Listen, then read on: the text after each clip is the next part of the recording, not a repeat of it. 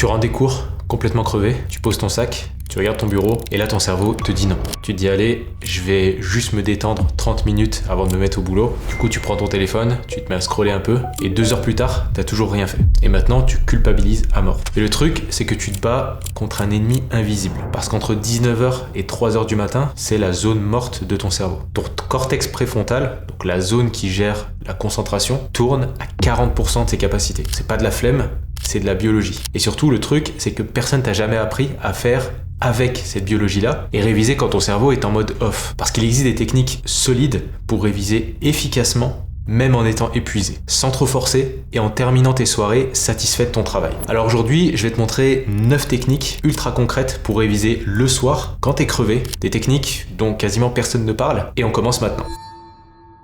Secret numéro 1, l'illusion de la flemme. Pourquoi après les cours, c'est si dur de réviser? La plupart des étudiants ont pensé que c'est juste parce qu'ils ont la flemme, juste parce qu'ils sont pas assez motivés, juste parce qu'ils sont faibles mentalement. C'est vrai, mais seulement en partie. Ce qu'il faut surtout comprendre, c'est que c'est ton cerveau qui suit son horloge biologique. Les recherches de Schmidt et son équipe l'ont montré, nos performances cérébrales suivent une courbe naturelle tout au long de la journée. Tu vas avoir un pic de performance à 10h30 du matin, ensuite ça commence à décliner l'après-midi et après 19h ça chute complètement. Pourquoi? Tout simplement parce que ton cortex préfrontal, cette zone de ton cerveau, s'active de moins en moins au fur et à mesure que la journée avance. Et les études montrent qu'au pic du matin, ton métabolisme est 40% plus élevé que le soir. Et le pire créneau, c'est entre 19h et 3h du matin. C'est scientifiquement le moment où ton cerveau est le moins performant. Et du coup, le soir, on travaille parfois dur, mais on n'a pas les résultats qu'on espère. Et en plus, on culpabilise. Donc le problème, c'est pas nous, c'est pas juste la procrastination, c'est juste de la biologie. Et ton cerveau suit les lois naturelles. Maintenant que tu sais ça, la vraie question c'est comment est-ce qu'on s'adapte? Parce que la question c'est pas de considérer ça comme une excuse pour justement ne pas travailler, mais c'est de faire avec. L'idée c'est pas de forcer notre biologie, mais c'est de s'adapter. Maintenant qu'on vient de comprendre pourquoi est-ce que le soir c'est dur, on va voir comment contourner ça. Secret numéro 2, la fausse liberté du soir. La question c'est du coup, pourquoi est-ce que tout le monde révise le soir? Pourquoi est-ce que c'est devenu la norme? Et en fait, si on y réfléchit 2 secondes, le matin t'as cours, l'après-midi t'as cours, le soir, c'est le seul moment où tu es libre et tu peux réviser du coup un peu comme tu veux. Sauf que cette liberté, c'est un piège mental, c'est une illusion. Parce que tu te dis, j'ai toute la soirée devant moi et du coup ton cerveau traduit ça par j'ai du temps et du coup je peux attendre. Et c'est ce qu'on appelle la loi de Parkinson, c'est que le travail s'étend pour remplir le temps disponible. Donc si tu te donnes 2 heures pour réviser un chapitre, tu vas théoriquement le faire en 2 heures. Sauf que si tu te dis j'ai toute la soirée pour le faire, tu vas te mettre à commencer à réviser peut-être à 22 heures, à 23 heures, etc. Parce que dans ta tête, t'as du temps. Et au pire, tu te coucheras plus tard. Et le pire, c'est que quasiment personne ne parle et ne remet ça en question. On suit juste le mouvement et on se demande pas pourquoi est-ce qu'on galère. Le matin, t'as une contrainte naturelle. Tu dois être en cours à 8h ou à 9h. Et en fait, cette deadline, cette limite de temps, elle te rend productif. Alors que le soir, t'as pas de limite. Et du coup, tu procrastines. Donc la solution, c'est justement de créer des contraintes, même le soir, pour ne plus avoir cette immense liberté et se dire qu'on a toute la soirée devant nous. Donc typiquement, ce qui fonctionne bien, c'est de se fixer des heures précises de début et de fin. Par exemple, je révise de 19h à 21h30. Et surtout, le plus important, c'est l'heure de fin. Pas forcément, je vais commencer à telle heure, mais surtout, à partir de telle heure, je n'ai plus le droit de réviser. La liberté du soir, c'est un mensonge. C'est une prison déguisée. Et du coup, les étudiants qui sont brillants, ils vont créer des contraintes là où les autres voient de la liberté. Parce qu'ils savent que ce sont ces contraintes-là qui vont les libérer justement, et pas l'inverse. Le secret numéro 3, le piège de la chambre. Quand tu rentres chez toi après les cours, ton objectif, c'est réviser. T'es déterminé, tu te dis que cette fois c'est la bonne, tu poses ton sac, t'enlèves ta veste, tu t'installes à ton bureau, et là, il y a quelque chose qui se passe, c'est que dès que tu passes la porte, ton cerveau switch automatiquement en mode repos. Et le problème, c'est qu'une fois que ton cerveau a basculé en mode repos, revenir au mode travail, c'est presque impossible. C'est pas forcément qu'un manque de volonté, c'est un problème d'environnement. Et il y a une expérience très connue en psychologie cognitive de Godin et Baddeley, 2 chercheurs qui ont fait apprendre des listes de mots à des plongeurs. Un groupe a appris les mots sur la plage et l'autre groupe a appris les mêmes mots sous l'eau. Ensuite, ils ont testé leur mémoire et le résultat, c'est que ceux qui ont appris sur la plage se rappelaient mieux des mots quand ils étaient sur la plage. Et ceux qui ont appris sous l'eau se rappelaient mieux des mots quand ils étaient sous l'eau. Et la différence, elle était de 40% de performance en plus, quand l'environnement d'apprentissage est le bon. Et pourquoi est-ce que je te raconte ça? C'est parce que ton environnement, il envoie des signaux puissants à ton cerveau. Chez toi, dans ta chambre, depuis des années, tu as associé cet endroit au repos, à la détente, à Netflix, à manger, à scroller sur ton téléphone. Et ton cerveau a enregistré ça. Du coup, il fait une association chez toi égale repos, école, fac, BU égale travail. Et ces associations-là, ils sont gravés beaucoup plus profondément qu'on l'imagine. Et d'ailleurs, James Clear dans Atomic Habits, il en parle beaucoup et il dit que l'environnement, c'est un des facteurs les plus faciles à changer pour changer ses habitudes. En fait, c'est un peu comme essayer de courir un marathon marathon en pyjama, techniquement c'est possible, mais en fait tout ton corps va te dire que c'est pas normal, parce qu'il t'envoie le signal du repos et pas de l'effort. Et en fait c'est pareil quand on essaie de travailler intensément dans sa chambre. Et il y a un truc encore plus profond que ça, c'est que quand tu rentres chez toi après une journée de cours, t'as accumulé une charge mentale assez énorme, 6, 7, 8 heures de cours, et du coup ton cerveau il a saturé et il a envie de décompresser. Dès que tu passes la porte, c'est là qu'il se dit qu'il peut enfin souffler, et c'est un besoin physiologique, une déconnexion qui est nécessaire. Le problème c'est que cette déconnexion, elle est quasiment irréversible. Une fois que ton cerveau il a lâché prise et qu'il se met à se détendre et à se distraire, c'est très difficile et ça demande une énergie colossale pour revenir au mode de travail. En plus de ça, chez toi, les frontières, elles sont assez floues entre ton espace de travail, ton espace de repos, ton bureau, il est peut-être à 2 mètres de ton lit, ton téléphone, il est juste à portée de main, etc., etc. Et du coup, la tentation, elle est trop grande. Donc, il résiste encore plus à l'idée de travailler. Alors, la solution radicale, mais ultra efficace que je te propose, c'est de ne pas rentrer chez toi tout de suite après les cours. Tu vas à la BU, tu vas dans un endroit calme, tu vas à la médiathèque ou je ne sais où, mais pas chez toi. Tu fais une bonne session de travail là-bas et tu rentres chez toi seulement quand tu as terminé, quand tu as atteint ton heure de fin de révision, dont on a parlé tout à l'heure. Pourquoi ? Parce que dans cet endroit-là, ton cerveau, il est en mode travail. Il n'y a pas d'ambiguïté, il n'y a pas de confusion. Tu es vraiment là pour bosser, point. Et les autres autour de toi seront aussi en train de bosser. Tout ton environnement t'envoie le signal de la concentration et du travail. Et quand tu rentres chez toi, là, t'as pas de culpabilité. Tu te sens bien parce que tu as bien travaillé. Et ensuite, tu peux vraiment te détendre. Secret numéro 4, le faux repos du scroll. Bon, admettons, t'es rentré chez toi, t'es crevé, tu le sais. Ton cerveau, il est saturé des cours de la journée. Alors tu te dis que tu vas juste décompresser 5 minutes avant de réviser. Tu sors ton téléphone, tu sors Instagram ou YouTube. Juste 5 minutes. Et là, c'est parti. Sauf qu'en fait, tu ne te détends pas. Au contraire, tu fatigues encore plus ton cerveau. Tu crois te reposer, mais en réalité, tu empires les choses. Et il y a une chercheuse qui s'appelle Sophie Leroy qui a étudié ce qu'elle appelle l'attention résiduelle. En gros, voilà comment ça marche. Quand tu passes d'une tâche à une autre, ton attention, elle ne suit pas instantanément. Il y a une partie de ton attention qui reste collée à la tâche précédente. Comme des onglets ouverts dans ton navigateur, par exemple. Même si tu es passé sur un autre onglet, les onglets précédents sont toujours ouverts en arrière-plan. Alors imagine si tu scrolles sur YouTube Shorts, par exemple, et tu regardes 50 à 100 vidéos. Ça va très très vite, 100 vidéos. À chaque vidéo, une nouvelle information, une nouveauté, un coup de dopamine. Et en fait, chacune de ces vidéos-là, ça va être un onglet qui va rester ouvert dans ta tête. Et qui va tourner en boucle sans que tu t'en rendes compte. Et ce qu'elle a montré, c'est que cette attention résiduelle, elle peut rester 20 à 30 minutes dans ton cerveau. Et ces 20 à 30 minutes là, du coup, c'est 20 à 30 minutes que tu ne peux pas utiliser pour travailler efficacement. Et il y a un deuxième problème, c'est que le divertissement passif, c'est un paradoxe en fait. Tu fais rien physiquement, t'es allongé, tu fais pas d'effort, mais ton cerveau, lui, il travaille à fond parce qu'il doit traiter ses images, ses sons, ses informations, ses émotions en continu, sans arrêt. C'est un flux constant. Donc ton cerveau, il consomme de l'énergie cognitive et du coup, tu gaspilles ton réservoir de concentration. Et du coup, pendant tout ce temps, on s'était posé pour se reposer, se détendre un peu et retrouver de l'énergie pour ensuite aller bosser, c'est l'inverse qui est en train de se passer. T'as pas rechargé les batteries, au contraire, tu les as épuisées encore plus. Et ton cerveau, il est encore plus saturé qu'avant. Et ensuite, tu te demandes pourquoi t'arrives pas à te concentrer. Et le truc, c'est que tu t'es pas reposé, au contraire. T'as empiré la situation. Et en fait, ce qui est paradoxal, c'est qu'on a l'impression de se reposer en se posant avec notre téléphone et en regardant des choses, parce que c'est confortable, et parce que ça ne demande pas spécialement d'effort, et du coup le piège il est là justement. Alors est-ce que ça veut dire qu'on doit jamais se reposer et jamais se détendre ? Non.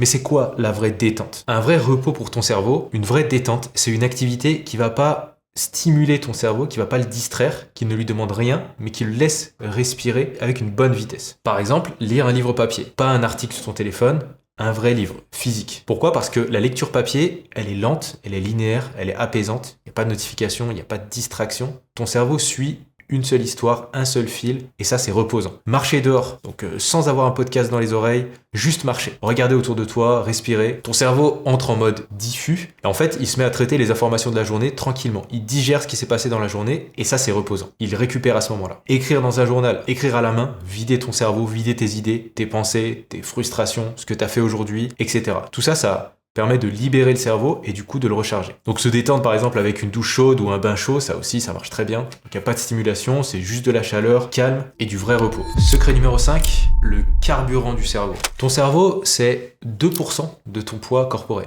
juste 2%. Par contre, il consomme 20% de toute ton énergie, donc 1/5, ce qui est énorme. Alors après 5, 6, 7 heures de cours pendant la journée, ton cerveau, il a littéralement faim. Il a épuisé ses ressources. Si tu ne le recharges pas correctement, tu pourras pas réviser aussi correctement. C'est aussi simple que ça. Le truc, c'est que ce que tu manges, ce que tu bois après les cours, ça peut soit recharger ton cerveau, soit l'achever complètement. Et la plupart des étudiants font l'inverse de ce qu'il faudrait faire. La première chose, avant même de manger ou de boire, c'est l'oxygénation du cerveau. Et ce qui permet de relancer ça le soir, instantanément, c'est le mouvement. Bouger, marcher, monter des escaliers, faire quelques exercices. Quand tu bouges, ton rythme cardiaque va augmenter, ton sang circule plus vite, ton cerveau reçoit plus d'oxygène. Et les études montrent qu'une simple marche de 10 minutes va augmenter le débit sanguin cérébral de 30 à 40%. Juste avec ça, tu vas sentir que tu as retrouvé de l'énergie, retrouvé de l'envie de travailler et la capacité aussi de travailler. Donc il n'y a pas besoin d'aller marcher 1 heure, tu peux juste faire 5 à 7 minutes d'exercice intense, ce sera largement suffisant. Ça, c'est le boost le plus simple et le plus puissant que tu puisses lui donner rapidement. Et il y a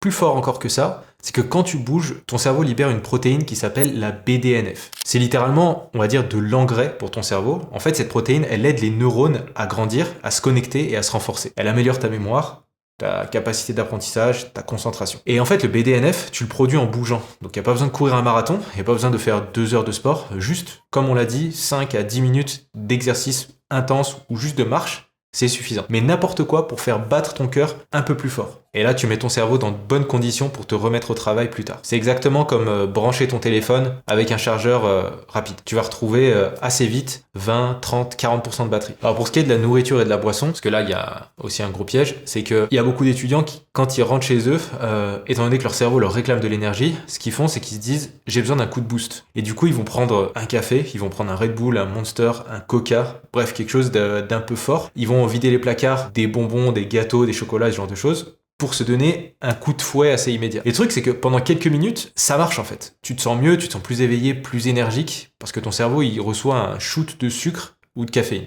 Donc il se réveille un petit peu. Sauf que ce qui va se passer dans 20, 30 minutes, c'est complètement l'inverse. Il va y avoir un crash. Et ça, c'est le contre-coup du pic de glycémie que tu viens de lui donner. Et là, ton cerveau, il a plus de carburant. Et il se met en mode économie d'énergie. Résultat, t'as envie de dormir, t'es dans le brouillard, et t'as plus aucune concentration. Quasiment impossible de réviser. T'es encore plus fatigué qu'avant. Et c'est plus ou moins la même chose qui se passe avec la caféine, le Red Bull, etc. Certains disent même que c'est encore plus violent. Alors du coup, qu'est-ce qu'il faut faire? C'est assez simple. Il faut arrêter de chercher des boosts rapides. Il faut arrêter de chercher des hacks. Il faut arrêter de vouloir de l'énergie immédiate. Ce qu'il faut, c'est de l'énergie qui soit stable, durable et qui ne te donne pas un gros coup de massue. Ce que tu dois absolument éviter, c'est les boissons énergisantes, les sodas, les sucreries, parce que même si ça te donne 5 minutes de plaisir, ça vaut pas l'énorme crash et les 2 heures de travail que ça va te ruiner. Et le café en excès. Alors qu'est-ce que tu peux prendre à la place? Des choses qui vont te donner de l'énergie et pas t'en prendre. Tout simplement déjà remplacer les sucreries par tes fruits préférés. Vraiment, ça paraît très enfantin que de dire ça, manger 5 fruits et légumes par jour, mais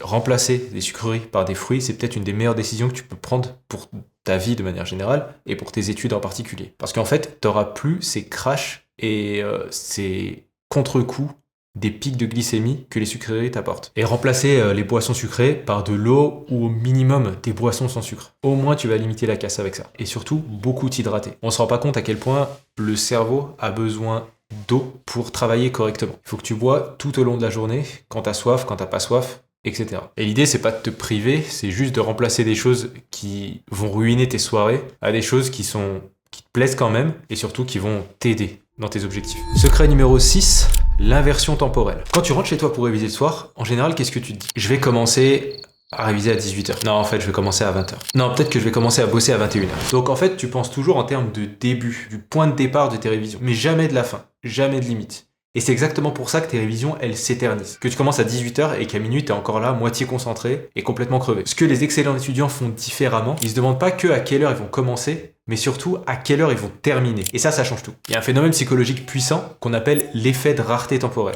Time Scarcity Effect. Et voilà comment ça marche, c'est que quand tu sens que ton temps il est limité, ton cerveau il passe en mode urgence. Il priorise automatiquement. Il élimine le superflu et il se concentre sur l'essentiel. Et les études montrent que la perception du temps limité augmente l'efficacité de 20 à 30%. Juste parce que ton cerveau sait qu'il n'a pas le choix et qu'il doit finir avant telle heure, son efficacité augmente de 20 à 30%. Et ça, je pense que tu l'as déjà expérimenté quand par exemple ton examen est le lendemain, t'es beaucoup plus efficace la veille au soir que tu l'étais 2 semaines auparavant quand tu voulais réviser ce cours-là. Parce que tu sais que l'examen est demain, il faut que tu ailles très vite. Le problème, c'est que la plupart du temps, on ne crée pas cette urgence. On se dit juste qu'on va commencer à telle heure et inconsciemment, on se dit que finalement, on a toute la soirée pour terminer. Il n'y a pas d'urgence, il n'y a aucune pression et ce qui pourrait prendre 30 à 40 minutes finit par te prendre 2 à 3 heures parce que tu as l'impression d'avoir toute la soirée devant toi. Maintenant, imagine le scénario inverse. Tu rentres chez toi, tu te dis pas je commence à 18h, mais tu te dis surtout je dois finir à 20h. À 20h, j'arrête, peu importe où j'en suis. Peu importe ce que j'ai fait, à 20h, je ferme mes cahiers et je dois faire autre chose. C'est non négociable. Ce qui se passe, c'est qu'il y a une grosse urgence. Tu sais que t'as que 2 heures devant toi, pas une minute de plus. Donc t'arrêtes de traîner, t'arrêtes de procrastiner et tu te mets au travail. Parce que t'as pas le choix. Secret numéro 7. Une seule chose. Quand on rentre le soir après les cours et qu'on réfléchit à ce qu'on est censé faire, on tombe vite sur une liste de 10, 15, 20 choses qu'on est censé faire, qu'on est censé réviser. Et du coup, l'erreur classique, c'est de se mettre à paniquer et de se demander par où est-ce qu'on commence. On va passer 15 à 20 minutes juste à décider ce qu'on va faire. Et naturellement, étant donné qu'on est KO, on va choisir les choses les plus faciles à faire. On va aller améliorer des slides d'un exposé alors qu'elles sont déjà très bien. On va aller revoir un cours qu'on connaît déjà plus ou moins bien. On va aller regarder nos mails, voir s'il n'y a pas quelque chose d'important. Alors qu'en fait, ce qu'on devrait plutôt faire, c'est se définir une seule chose très importante à faire. C'est pas la peine de se mettre des gros objectifs pour le soir, comme on a vu que justement notre cerveau, c'était pas son meilleur moment pour travailler. Mais par contre, on peut lui donner au moins un gros objectif, un seul. Et c'est là toute la force du truc, c'est réduire cette ambition qu'on a le soir à une seule et même chose. Quand t'es fatigué, tu peux pas tout faire. On fait une seule chose, mais on fait la bonne chose. Et justement, Barry Schwartz, un psychologue qui a écrit un livre entier là-dessus, qui s'appelle Le paradoxe du choix. Qu'en fait, plus t'as d'options, plus t'es paralysé. Plus t'as le choix, moins t'es capable de choisir. Et surtout, moins tu es satisfait de ton choix. Et en fait, ces études, elles montrent que quand tu donnes à quelqu'un 3 options, il choisit rapidement et il est content de son choix. Mais quand tu lui donnes 30 options, il met déjà 10 fois plus de temps à choisir et une fois qu'il a choisi, il regrette et il se dit « Ah, j'aurais peut-être dû faire autre chose ».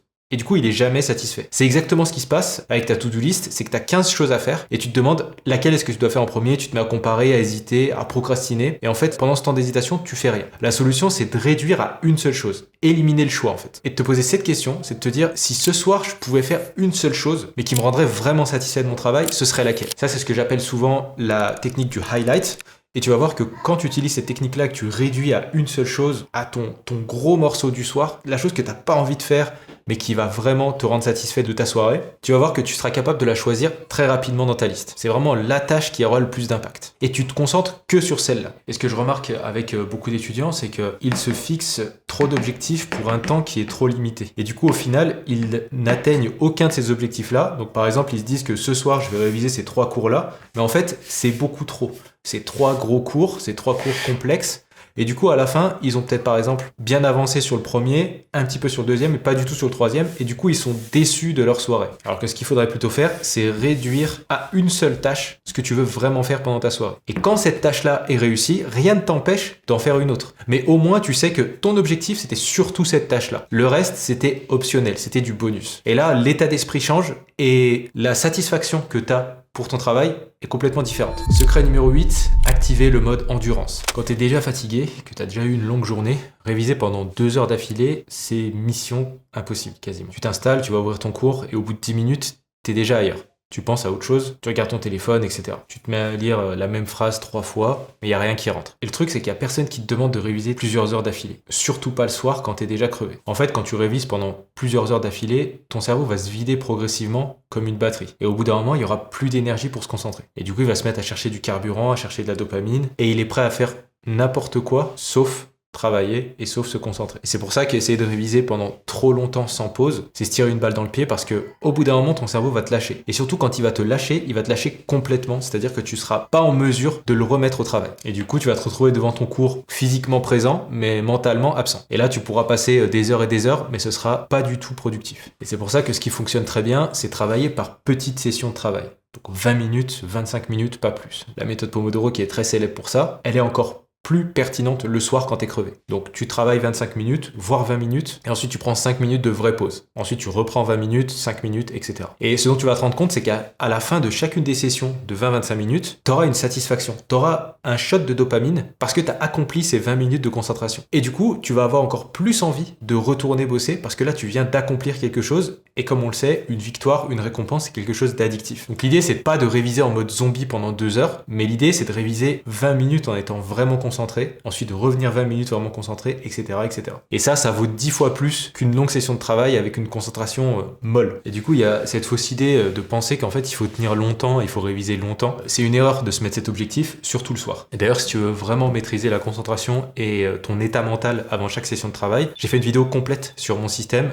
Il y a une partie à l'intérieur qui s'appelle le focus process. C'est un protocole étape par étape pour te mettre dans un vrai état de concentration avant de réviser. Je te mets le lien juste là si tu veux aller voir. Maintenant, cette vidéo, elle règle un problème, à savoir comment réviser le soir efficacement quand on est fatigué. Mais en fait, dans ta vie d'étudiant, il y a sûrement plein d'autres trucs qui te bloquent. Être débordé, ne pas savoir quelle méthode utiliser, avoir trop de choses à faire, ne pas avoir assez de temps, procrastiner avant de te mettre au travail, avoir la boule au ventre avant les examens. Du coup, ce qu'on vient de voir dans cette vidéo, c'est juste une petite pièce d'un puzzle qui est plus grand. Et si tu es là à chercher ces méthodes, ces astuces, c'est que tu es ambitieux et que tu veux vraiment bien faire, que tu veux exceller. Et le problème, c'est que cette ambition, sans système, elle te ronge de l'intérieur. Parce que tous les jours, tu te poses les mêmes questions. Est-ce que je révise bien? Quelle méthode est-ce que je devrais prendre? Est-ce que je devrais me reposer ou continuer à bosser? Est-ce que je devrais utiliser Anki ou la méthode de la feuille blanche? Du coup, je te propose quelque chose. Ce que je te propose, c'est d'arrêter de douter chaque jour, d'arrêter de te fatiguer mentalement, d'arrêter de gaspiller ton énergie et d'arrêter aussi de te sentir constamment coupable et de pas être l'étudiant excellent que tu aimerais être. Parce que les études, c'est dur.